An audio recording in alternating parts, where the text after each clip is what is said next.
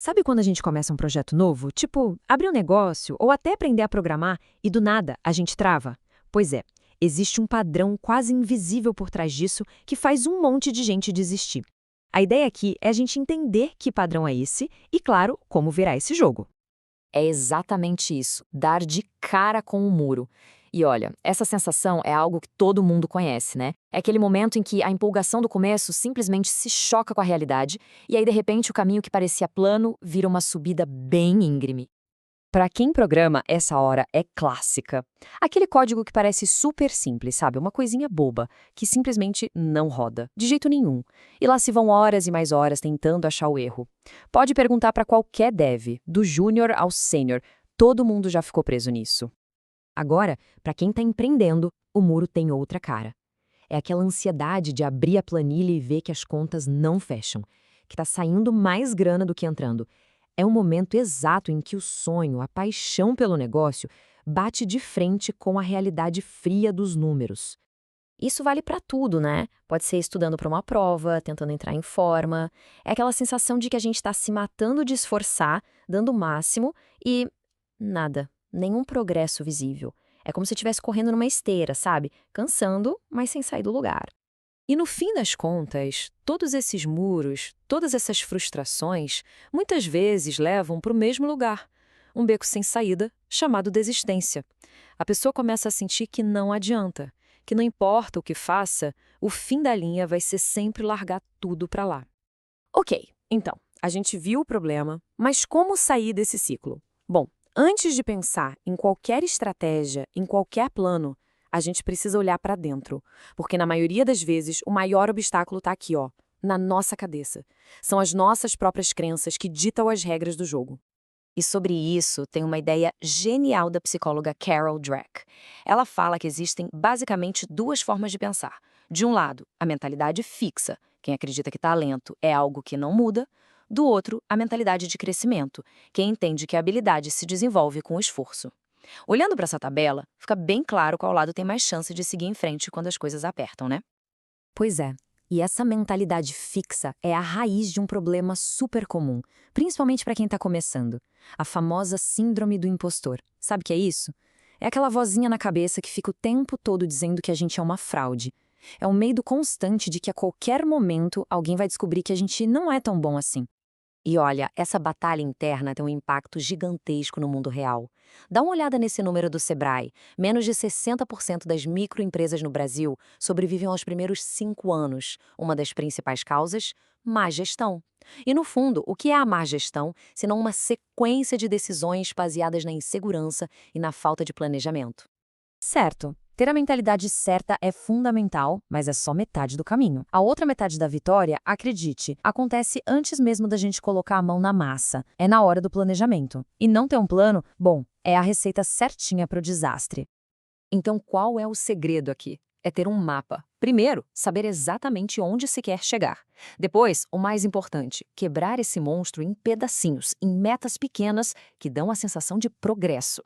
Outra dica de ouro: comece pelo mais difícil. E claro, não tente abraçar o mundo. E para fechar, planeje antes de fazer. Ter esse plano muda tudo.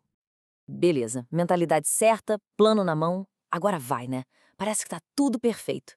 Só que não, porque é agora, na hora do vamos ver, na execução, que a gente comete aqueles erros bobos no calor do momento que jogam todo o planejamento por água abaixo.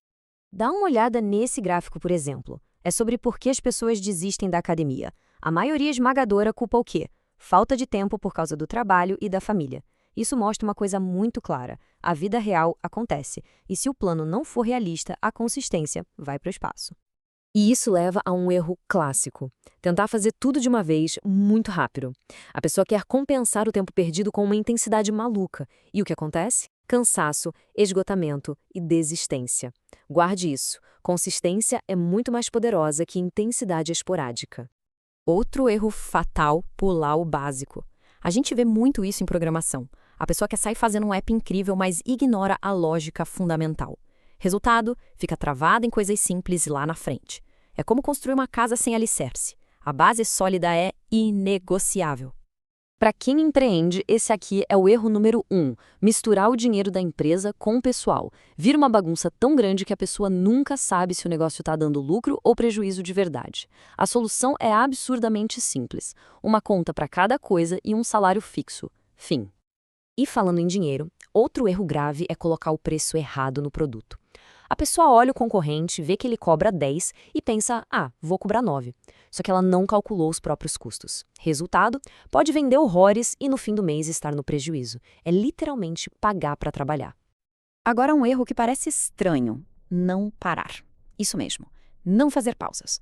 Nosso cérebro consegue focar de verdade por uns 45, 50 minutos. Depois disso, o rendimento cai. Então, aquelas pausas de 10 minutinhos não são perda de tempo, são essenciais para recarregar a bateria. E por último, um erro que todo estudante comete, não revisar. Existe um negócio chamado curva do esquecimento. Basicamente, se a gente aprende algo novo hoje e não revisa, em uma semana já esqueceu a maior parte. Revisar não é opcional, é obrigatório. Ok, a gente ajustou a mentalidade, fez um plano, evitou os erros, mas aí a gente chega no momento mais perigoso de todos, o platô. É quando a gente continua se esforçando, fazendo tudo certo, mas o progresso simplesmente para, congela. É aqui que a motivação vai pro ralo. E esse sentimento frustrante tem nome, viu? É o platô de aprendizagem. E a primeira coisa a saber sobre ele é que ele é normal. Não quer dizer que a pessoa não é capaz. É só um sinal de que está na hora de mudar a estratégia. E como se sai desse platô? A resposta muitas vezes está em uma única pequenina palavra. A mentalidade fixa diz, eu não consigo fazer isso. Ponto final. A mentalidade de crescimento diz, eu ainda não consigo fazer isso. Viu a diferença? Esse ainda não é mágico. Ele transforma um ponto final numa vírgula e deixa a história continuar. Então, agora que a gente conhece esses padrões, a gente tem um mapa. Entender por que você falha é o primeiro passo para começar a acertar. No fim das contas, a vida não é sobre evitar os muros. Eles sempre vão aparecer. A verdadeira questão é, sabendo de tudo isso, qual vai ser o primeiro muro que vai cair?